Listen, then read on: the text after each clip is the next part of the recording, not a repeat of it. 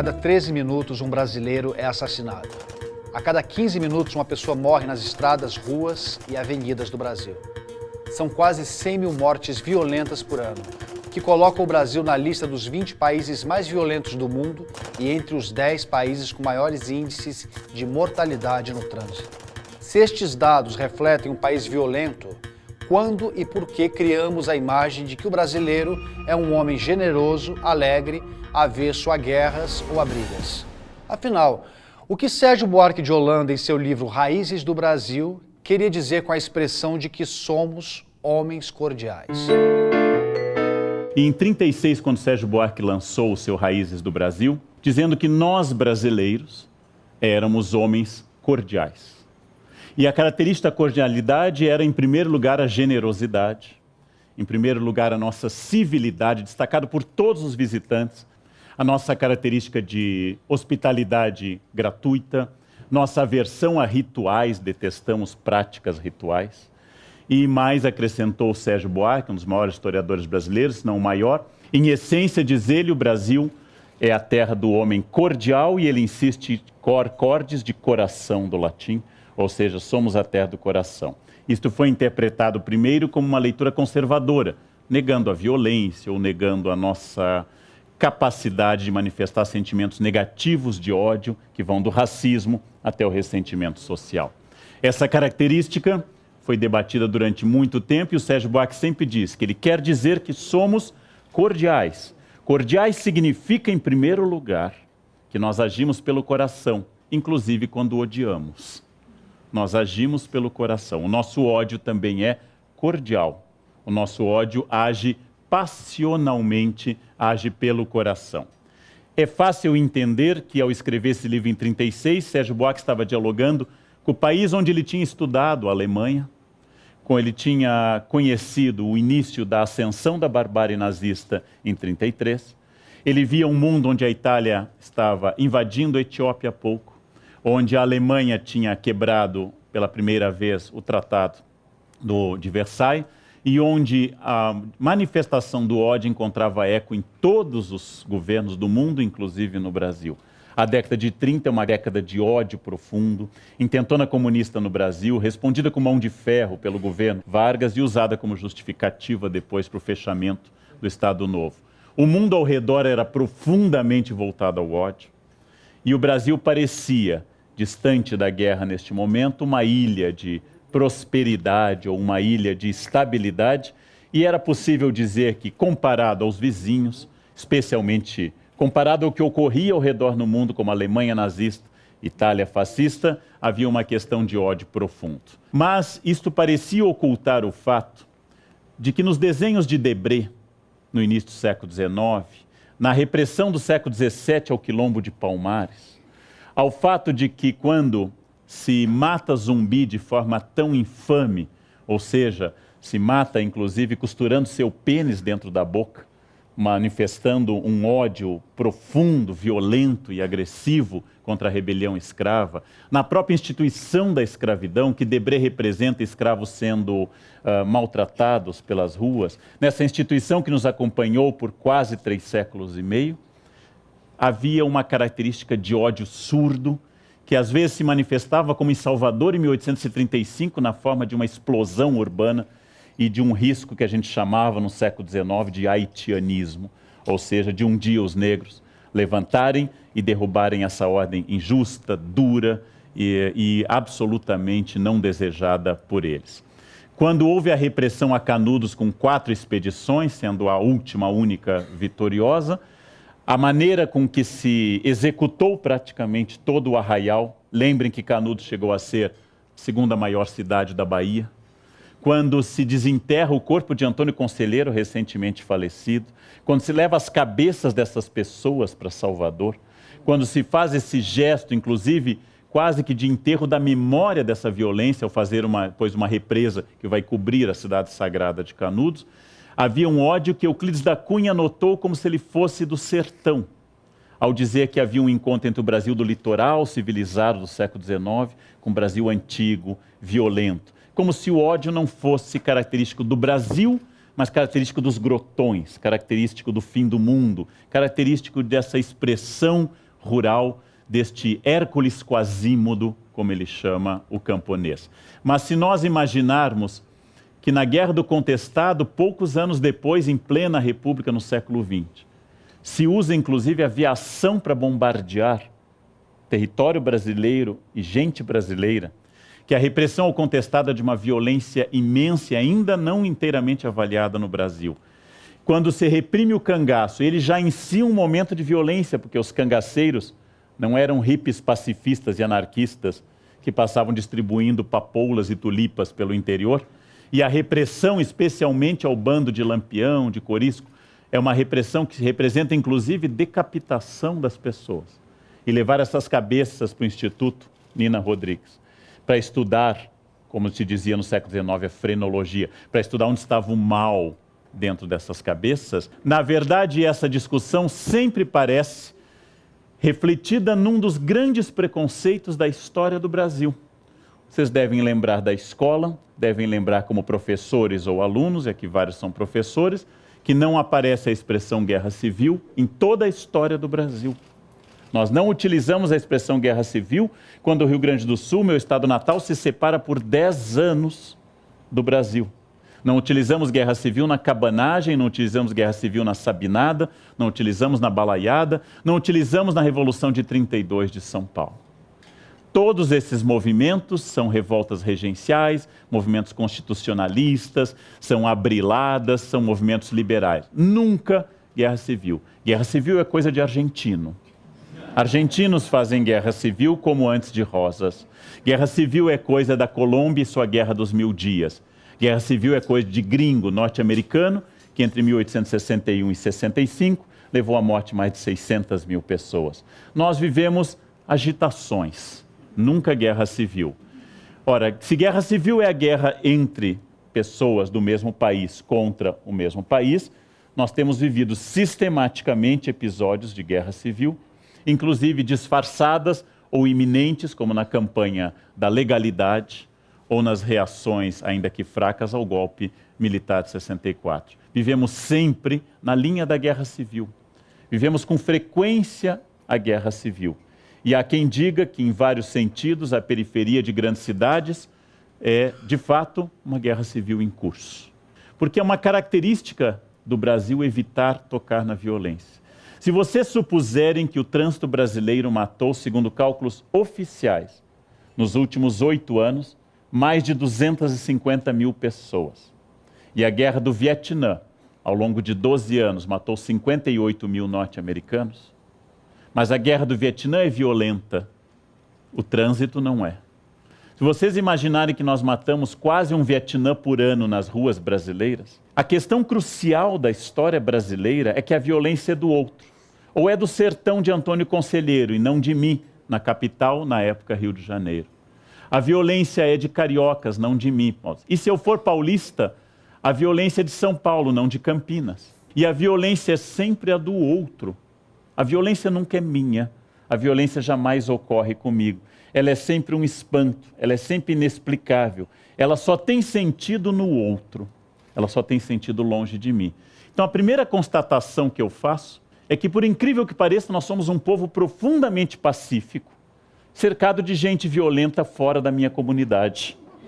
Sejam eles cariocas, sertanejos, favelados, nordestinos ou quaisquer outros indivíduos que encarnem a violência contra mim, o legítimo representante da brasilidade, pacífico, tranquilo, e quase um ser rural, poético, andando pelas Campinas floridas, tocando harpa e assustado com este mundo que me cerca, violento. No próximo bloco. Por que nós temos tal horror ao ódio, já que ele existe?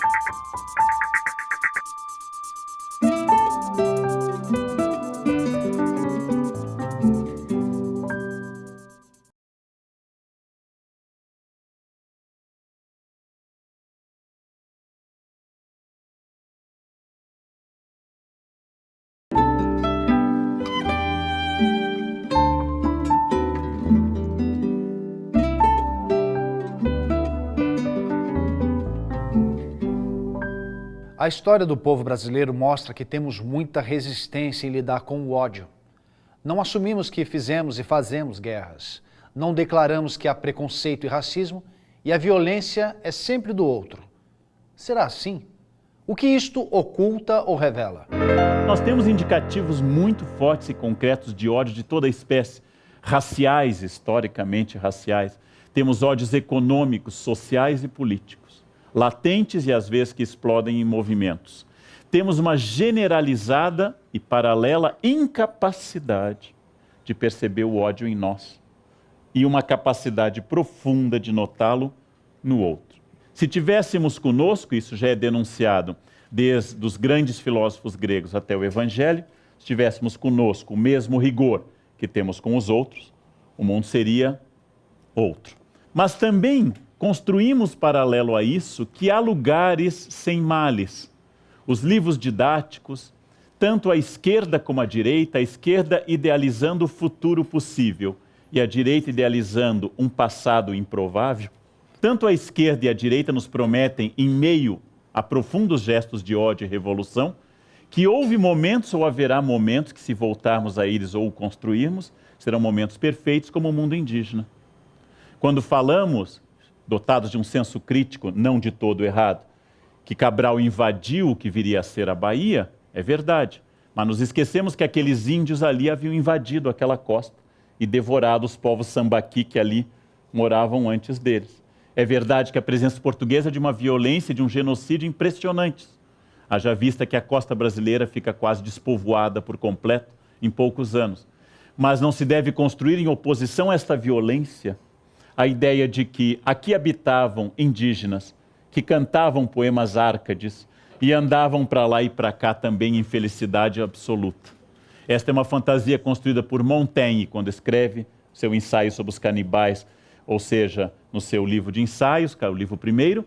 Esta é uma fantasia construída por alguns pensadores contemporâneos e antropólogos, especialmente os não críticos. Por que nós temos tal horror ao ódio, já que ele existe?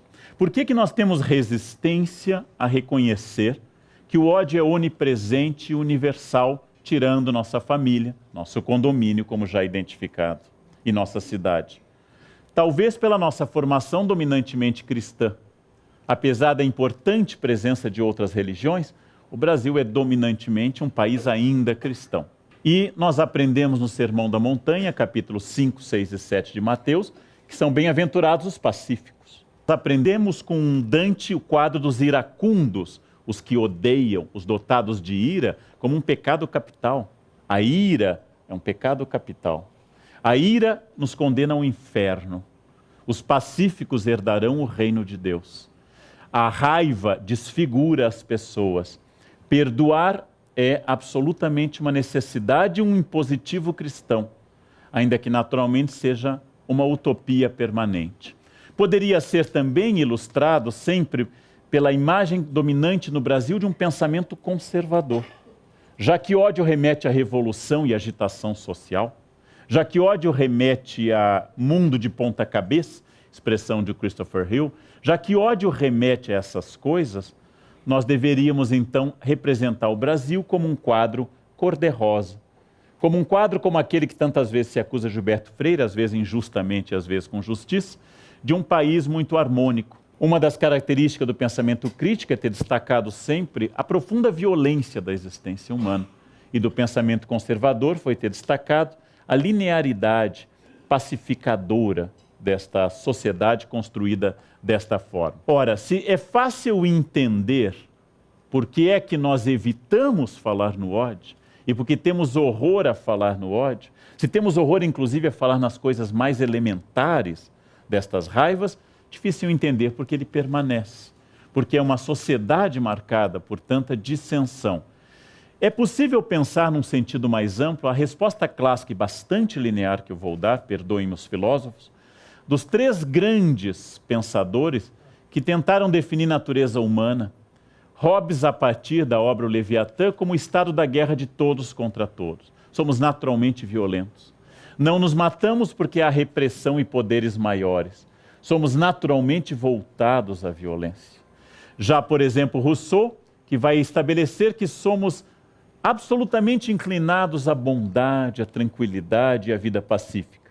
mas aprendemos a mentir, a roubar e a matar em função da sociedade que nos corrompe. E por fim, todos os empíricos, especialmente os empíricos como Locke, que vão dizer que nascemos tábula rasa, folha de papel em branco, e aquilo que vai ser escrito na nossa personalidade depende exclusivamente das nossas experiências. Entre os que naturalmente defendem uma natureza malvada e inclinada ao ódio, entre os que defendem uma natureza pacífica e os que defendem uma natureza neutra que se inclina ao ódio e ao pacifismo, de acordo com a experiência, os filósofos debateram durante muitos anos se haveria essa natureza humana. Por que que o ódio permanece?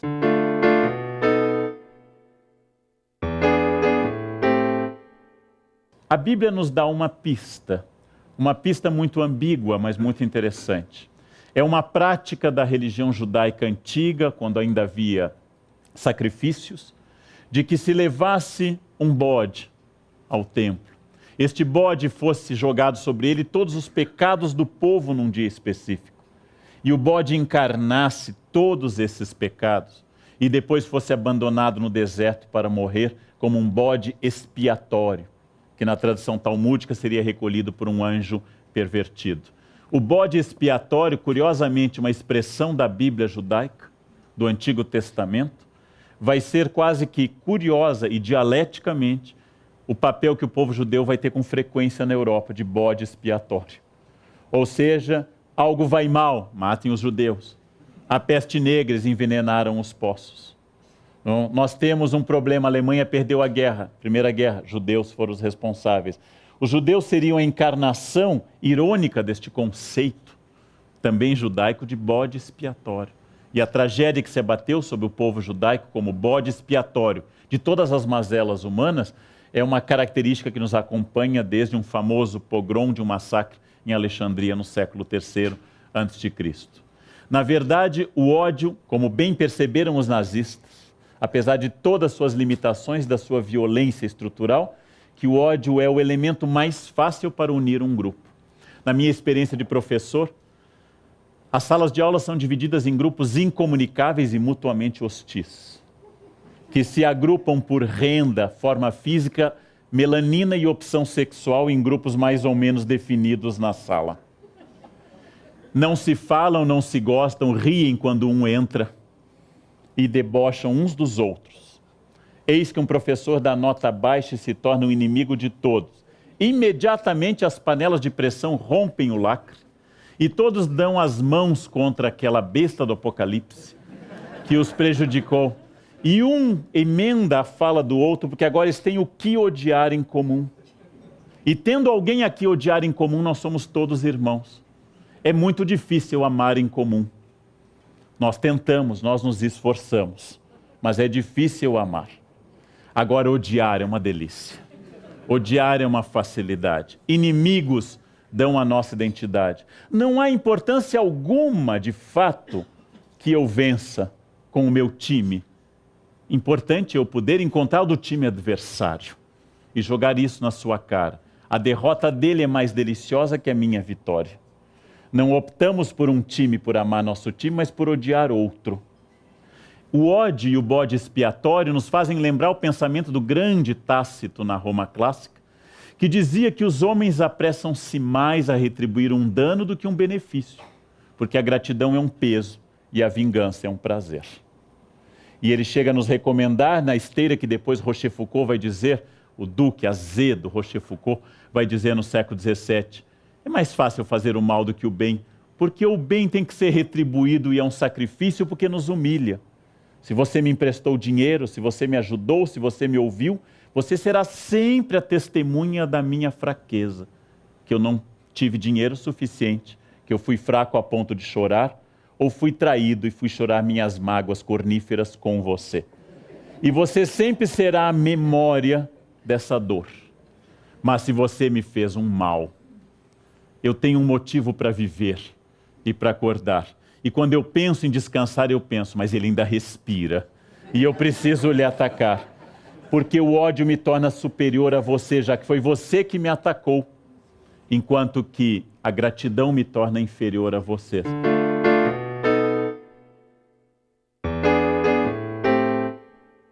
Vivemos aquilo que as feministas chamam com toda razão, uma grande contribuição ao nosso pensamento sociológico, uma sociedade voltada ao masculino, uma sociedade falocêntrica, uma sociedade que constrói obeliscos e não monumentos femininos. Uma sociedade que pensa Deus pelo masculino, uma sociedade que denomina como positivos todos os animais masculinos de vida sexual intensa, tigrão, galo, garanhão. E pelo agressivo e pejorativo, todos os animais femininos, galinha, piranha ou vaca. Vivemos uma sociedade falocêntrica, uma sociedade voltada ao masculino. E quando eu digo falocêntrica, não quero dizer uma sociedade de homens, quer dizer uma sociedade de pensamento masculino, educada desde o berço pela mãe que diz ao menino, não chore, porque homem não chora. Quando eu digo sociedade falocêntrica, é aquela que homens, mulheres, hétero e homossexuais, bissexuais, transexuais, hipersexuais, consideram no fundo, e quase sempre, o masculino superior ao feminino. E esta sociedade, infelizmente, associa a briga, o ódio, tirar a satisfação como algo profundamente masculino e sinal de força. E a harmonia, voltar atrás, pedir perdão ou engolir calado a ofensa como feminino e sinal de fraqueza. Não é de todo errado imaginar que a primeira pessoa a cobrar que o marido tire satisfação de outro que agride a esposa seja a própria esposa. Você não vai falar nada, ele me ofendeu. E se eu disser, deixa disso, mulher, perdoar 70 vezes 7, errar é humano. Ok, mas você é um homem ou é um rato? E vai começar, porque afinal eu preciso casar e namorar o vitorioso. E o vitorioso briga, o vitorioso tira satisfação, o vitorioso não engole calado. Quem engole calado é fraco. Quem engole calado é quem negocia. E quem negocia é quem perdeu razão. Nós valorizamos a decisão direta e absoluta. Não é à toa que em sala de aula causa tanto sucesso dar uma aula sobre Hitler. E os alunos praticamente ignoram Adenauer, o homem que salvou democraticamente a Alemanha no pós-guerra. Falamos daqueles que vencem e impõem ao inimigo o seu ponto de vista, mas temos uma certa restrição às personagens negociadoras e pacifistas. Nós somos capazes de assistir e publicar cenas de luta em que homens se esbofeteiam até o sangue e até ficarem desacordados. E ao invés de sermos internados com um transtorno agressivo, obsessivo, ao invés de nos darem inteiramente algum remédio para acalmar esse distúrbio, nós pagamos ingresso para isso. É a violência que nos seduz e nos deleita.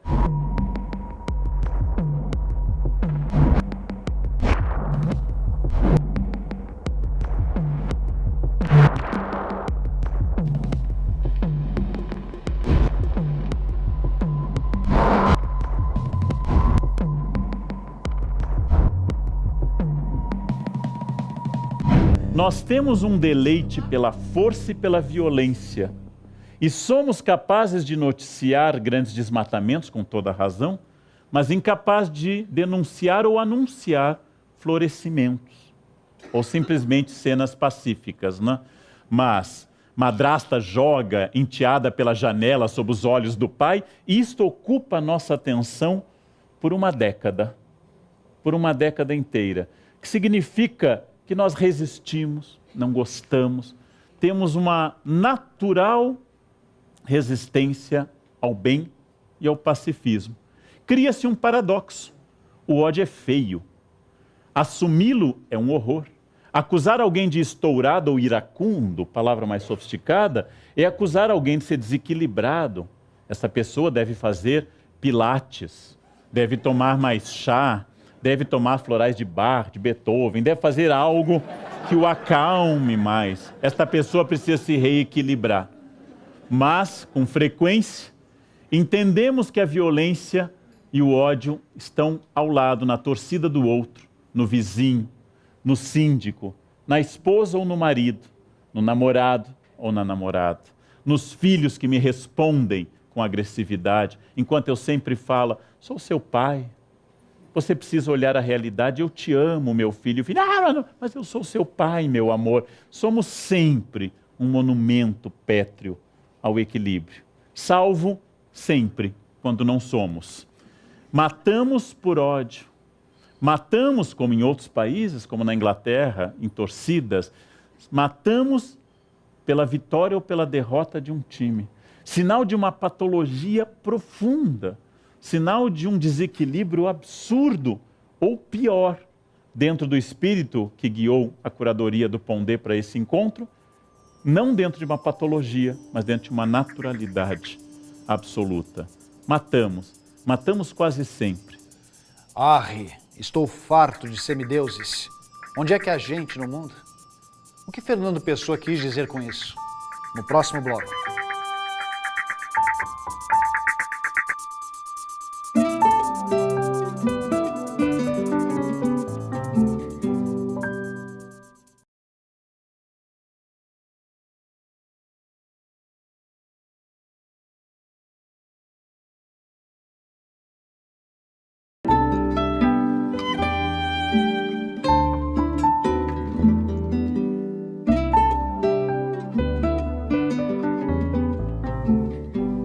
Clarice Lispector desabafou em sua crônica Mineirinho a revolta e perplexidade que sentiu diante dos 13 tiros disparados por um policial no bandido.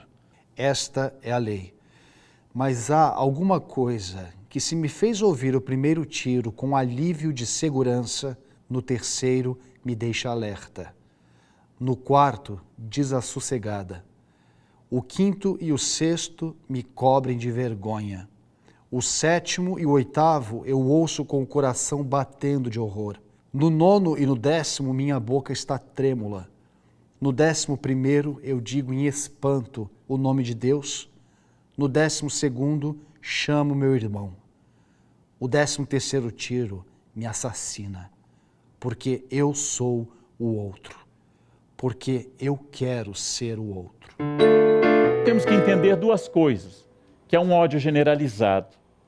E temos que entender também que gostamos desse ódio, que ele nos dá identidade, que ele nos chama a atenção, que nossa fofoca é sempre negativa, mas também devemos entender que nós construímos sobre nós uma outra fantasia. Nós, indivíduos, nós, paulistas, nós, brasileiros, ou nós, urbanos, sobre o rural, sobre o estrangeiro ou sobre os outros. Essas narrativas pacíficas tendem a dar uma contra-identidade.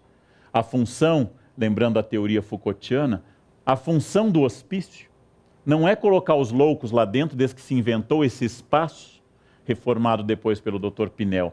A função do hospício é garantir que os que estão fora não são loucos. Os que estão fora olham e dizem, bom, eu não estou lá, então eu devo ser normal. Esta é a função do hospício. Dar um metro, uma régua, para que os de fora se sintam normais.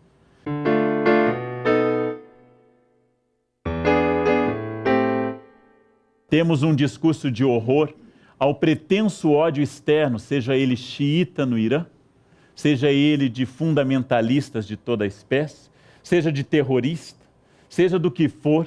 Nós temos um horror ao ódio externo. Chegamos a fechar os olhos em cenas violentas nos filmes e manifestar imediatamente nossa restrição a esse ódio. Mas criamos categorias novas no mundo contemporâneo. Ao invés dos crimes famélicos, os crimes tradicionais para obter comida, como era a regra, nós temos hoje crime de status e de tecnologia. Não mais jovens atacando farinha de trigo, mas jovens atacando iPhones. Jovens atacando tênis de marcas. Respondendo a um novo tipo de violência, a sociedade que estampa no rosto de todo mundo os bens absolutos e sempre nos diz, você não tem. Eu tenho e você não tem. Então este ódio de consumo, este ódio que me leva a ser incessantemente um consumidor, é uma novidade dessa pós-modernidade, uma novidade que nos tornou numa categoria nova, tão bem explorada pelo professor Pondé em tantos textos. Pela primeira vez na história, os homens modernos do século XX para o XXI são obrigados a serem felizes e a manifestar essa felicidade. A geração da minha avó, quando tudo estava correto, minha avó Maria dizia, tudo bem, vó, indo, era um gerúndio, levando, como Deus quer, nós somos obrigados a sermos felizes. Somos obrigados a sermos bons pais, bons maridos, bons profissionais, ainda temos certo equilíbrio emocional, a malhar e sermos positivos. É um terror essa obrigação. Não temos mais direito ao mau humor, é preciso tratá-lo. Não temos mais direito à melancolia, é coisa de Lars von Trier, ser melancólico, é coisa de gente desequilibrada, mal resolvida. Não temos mais direito à infelicidade, porque a infelicidade não passa mais em testes de empresa. Não sei se os senhores sabem, que ao ser entrevistado eu sou obrigado a ser feliz. Todos somos obrigados permanentemente a um sucesso. É aquilo que o Pondé chama com toda razão da nova hipocrisia contemporânea. Ao invés de não dizer mais o que sentimos, como é a hipocrisia clássica farisaica, nós não somos mais o que somos. Somos felizes, até porque ninguém aguenta. Inclusive porque hoje, se eu for triste, melancólico ou odiar, todos sabem eu vou ter câncer. O câncer só atinge as pessoas tristes. As alegres morrem com 300 anos, passam dos 500 ou são imortais, são Highlanders. As que têm melancolia têm tumores, que nós temos hoje ódio ao ódio, apesar de ele nos seduzir. Haja vista que contra o ódio e a depressão e a tristeza, nós somos a primeira civilização que inventou produtos químicos. Se você não tem vontade sexual com essa pessoa, aí que endurecer. Pero sem perder la ternura, jamás. Se você está triste, lítio nessa pessoa. Antidepressivo, toca lítio nessa pessoa. E ela vai entrar num estado de zumbilência, ela vai ficar feliz, ela vai se tornar alegre. Naturalmente, há muitos casos psiquiátricos, especialmente esquizofrenia, em que a medicação é um dos únicos caminhos possíveis. Não é isso que eu estou falando. A medicação existe e há pessoas que precisam dessa medicação por características biológicas ou psicológicas. Eu me refiro ao fato de que nós tomamos remédios cada vez mais para dormir, para acordar, para ter relações sexuais e para sorrir. Cada vez mais ficamos dependentes da tabela periódica para sentir, especialmente as coisas positivas. Nunca conheci quem tivesse levado porrada. Todos os meus conhecidos têm sido campeões em tudo. E eu, tantas vezes reles, tantas vezes porco, tantas vezes vil, eu tantas vezes irrespondivelmente parasita, indesculpavelmente sujo, eu que tantas vezes não tenho tido paciência para tomar banho, eu que tantas vezes tenho sido ridículo, absurdo, que tenho enrolado os pés publicamente nos tapetes das etiquetas, que tenho sido grotesco, mesquinho, submisso e arrogante, que tenho sofrido enxovalhos e calado, que quando não tenho calado tenho sido mais ridículo ainda. Arre, estou farto de semideuses. Onde é que há gente no mundo? O que significa isso? A pessoa está reclamando há quase 90 anos na sua genialidade. Ele está reclamando que ao seu redor todas as pessoas só contam vitórias. Todas as pessoas contam como foram interessantes. Todas as pessoas contam como suas vidas são divertidas. E eu que tenho sido tão medíocre, tão absolutamente linear, que tenho me sentido triste tantas vezes, que odeio com tanta facilidade, que amanhãs que eu acordo pensando na famosa frase de Nero, o imperador romano, gostaria que a humanidade tivesse um só pescoço para cortá-lo de uma só vez. Nero hoje estaria tomando lítio, estaria fazendo terapia. Por que você odeia assim? Algo com a sua mãe, coitada, que aliás ele tentou matar. Mas toda essa característica é a característica contemporânea da resistência ao negativo e ao ódio. É claro que este mundo precisa urgentemente, como diz com sabedoria Gandhi, de maior compreensão. É claro que nós precisamos de mais diálogo, precisamos cessar a guerra. É claro que as pessoas têm direito à vida pacífica, a não serem violentadas no seu lar com assaltos, ou violentadas na rua, ou violentadas por quaisquer que sejam as autoridades ou os criminosos. O que eu digo é, será que as pessoas também não têm direito de estarem mal? Ou não têm direito a odiar eventualmente? Ou o ódio será algo tão estranho a todos nós? Nós temos uma certa animosidade ou uma certa resistência aos famosos ódios históricos. Aquele que os romanos e cartagineses, durante as guerras púnicas, narravam na figura de Aníbal, herói da Segunda Guerra Púnica, mais importante, que, levado pelo pai ao altar dos deuses na grande Cartago, na cidade semita e fenícia de Cartago, no norte da África, jurou diante do fogo dos deuses que não descansaria enquanto não destruísse Roma. Fazer uma criança jurar ódio tão cedo, e ódio eterno, e cumpri-lo, o esforço de Aníbal é o esforço nascido de um juramento feito a uma criança. E nós achamos sempre que as crianças são naturalmente e inclinados sempre ao mais profundo pacifismo. Quem diz isso jamais entrou numa sala de aula. Jamais acompanhou a profunda maldade que crianças e adolescentes têm uns com os outros. Não me refiro a casos trágicos e extremos, em que uma criança atira na professora. Me refiro a casos gerais, esse é uma exceção ainda. Me refiro a casos gerais desta maldade, que persegue permanentemente, que quando eu era criança era implicar com alguém, hoje é bullying. Hoje mudou de nome, hoje traumatiza. Na minha época não traumatizava, hoje é bullying. Estes ódios infantis, esta maldade de adolescentes, profunda, e de professores também, uns contra os outros, entre si como colegas e contra os alunos. No próximo bloco, a banalidade do mal.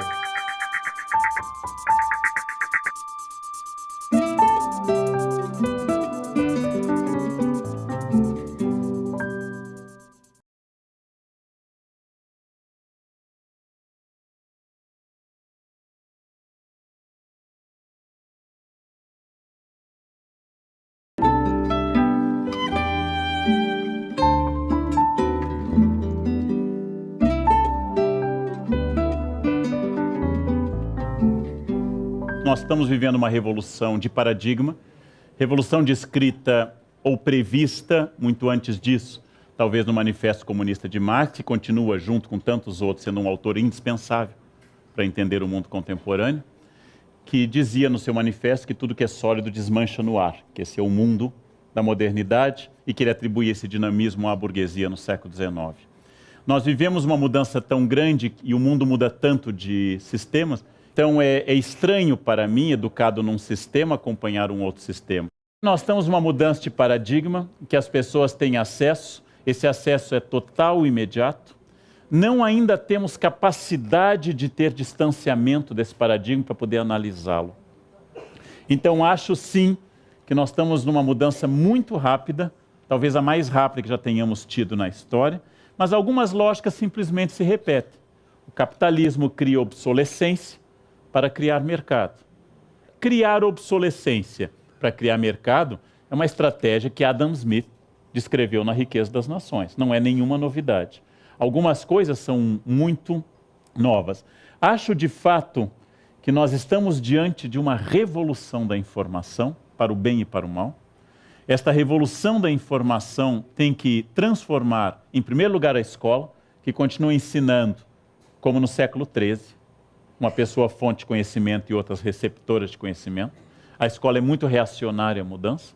É preciso uma mudança total em saber que realmente são professores formados no século XX, com cabeça do XIX, que devem formar pessoas para o XXI. E é um desafio.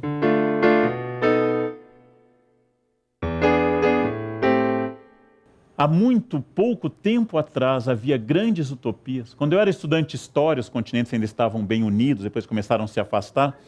Havia uma utopia política, havia a possibilidade de construir a terra sem males dos Guarani ou dos Tupi, ou a sociedade perfeita, a sociedade sem nenhum atrito.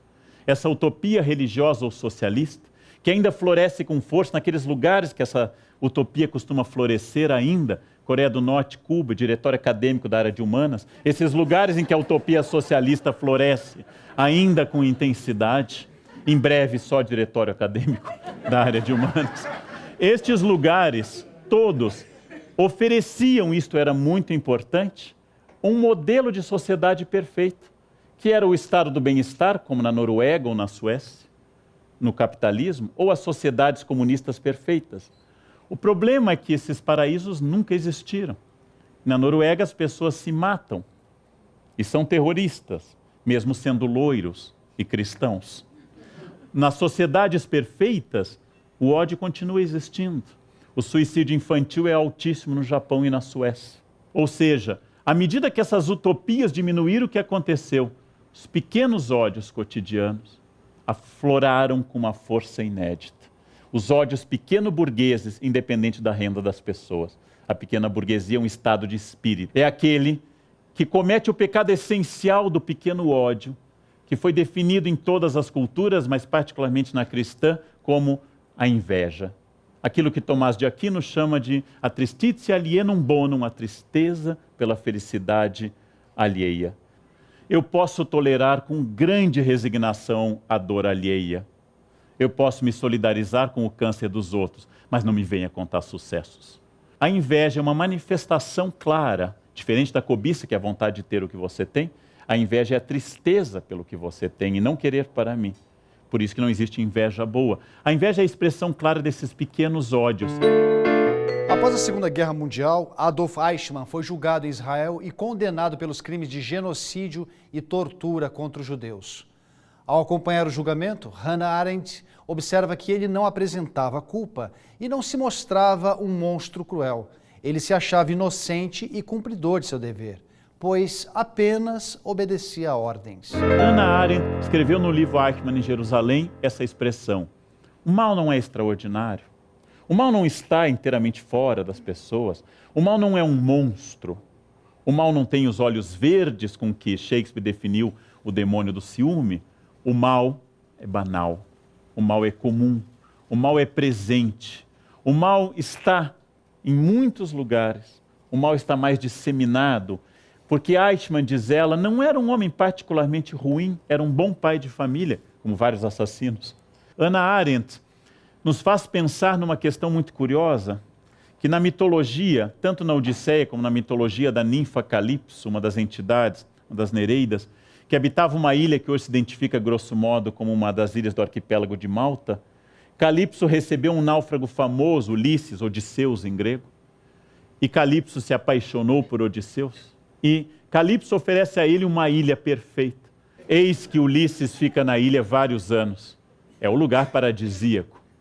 E Ulisses tem um momento que ele diz para Calipso que não dá. Ele não aguenta mais. Calipso quer dizer em grego ocultar, caliptos, ocultar. A ilha de Calipso é a ilha oculta. Na tradição cristã que nos forma, o que encerra o grande legado literário do Ocidente é o Apocalipse, é a revelação do que está oculto. Apocalipse é trazer à tona o que está oculto. Calipso é a felicidade que oculta o ser humano da sua natureza. Apocalipse é o que revela, ao soltar sobre os seres humanos, a metáfora do que eles são: a fome, a peste, a violência, a morte. Cada selo que o Cordeiro abre, fazendo cair um terço das estrelas do céu, fazendo o mar ferver e outras coisas, fazendo o mundo ficar totalmente invertido. Como diz no Apocalipse, haverá um dia que o Brasil vai emprestar dinheiro ao FMI, o mundo totalmente de ponta cabeça. É este mundo que revela aos seres humanos, no instante final, escatológico, na tradição da teologia, revela a sua verdadeira natureza, que é a natureza violenta, e a natureza de todos contra todos. E é por isso que é também no discurso religioso que existe a possibilidade de redenção, porque o homem é insuficiente para essa redenção. Somos incapazes da manutenção desta paz. Calipso, a felicidade, se opõe a Apocalipse, ou seja, a revelação desta natureza. E nas duas palavras estão contidas o que nós desejamos e devemos desejar permanentemente: a paz, a concórdia, a total tolerância com os outros, as capacidades que eu tenho que ter de engolir a diferença, de olhar para outro que é mais velho, mais gordo, mais pobre, mais inteligente, mais burro, mais rico, o que for, e pensar: ele é apenas diferente, não é melhor ou pior. Esta é a meta das metas. Mas, não obstante, a realidade são os 4 cavaleiros do Apocalipse, as nightmares, ou seja, as éguas noturnas, aquelas que habitam os pesadelos, aqueles cavalos de Diomedes na mitologia, aqueles que comem carne humana, aqueles que estão sobre nós, que se é verdade que a nossa capacidade de amar é quase sempre uma reação permanente na história do Brasil, de perdoar, de votar no político que foi caçado por corrupção, por capacidade de perdoar ou por falta de consciência política, ou as duas coisas. De não termos esse discurso em que a identidade inteira é baseada no ódio, como nos parece ser de algumas pessoas, de algumas regiões do globo, cuja única identidade parece vir do ódio. Se é imensa a nossa capacidade de superar algumas coisas, se não vivemos um horror tão generalizado como a Segunda Guerra, é verdade também que isso dialoga permanentemente com a revelação, com o Apocalipse, que a sociedade brasileira, como todas as sociedades, tem um potencial imenso para o ódio. Geralmente, para encerrar, isso é dito, que a nossa capacidade para o ódio nós temos que nos conformar. O que eu digo é exatamente o contrário, tendo percepção que sempre eu terei a luz e a sombra, o cinza junto ao preto e branco, e a realidade do ódio convivendo com o profundo amor, que a cada gesto generoso que me fazem eu sei que vem uma grande cobrança, que atrás de cada gesto de afeto existe também um gesto de cobrança, eu vou entender que a nossa natureza convive com essa realidade e que ser humano é tentar, como dizia Nietzsche, uma corda, um funâmbulo, um equilibrista entre o Übermensch, o super-homem ou o além do homem e o nada, que se encontra abaixo. Reconhecer o ser humano como puro ódio é construir uma utopia tão negativa e tão falsa como reconhecer o ser humano como um ser profundamente amoroso, incapaz, e só alguns monstros, por tara genética, é que seriam capazes dessa dor. Todos somos capazes de grandes gestos de ódio. E como diz a célebre afirmativa de Sartre, se o inferno são os outros, ela tapa uma coisa que eu acho muito interessante pensar, que Sartre nunca disse, mas que eu acrescento. O inferno são os outros, porque também o paraíso está nos outros. Falar sobre o ódio não é tarefa fácil.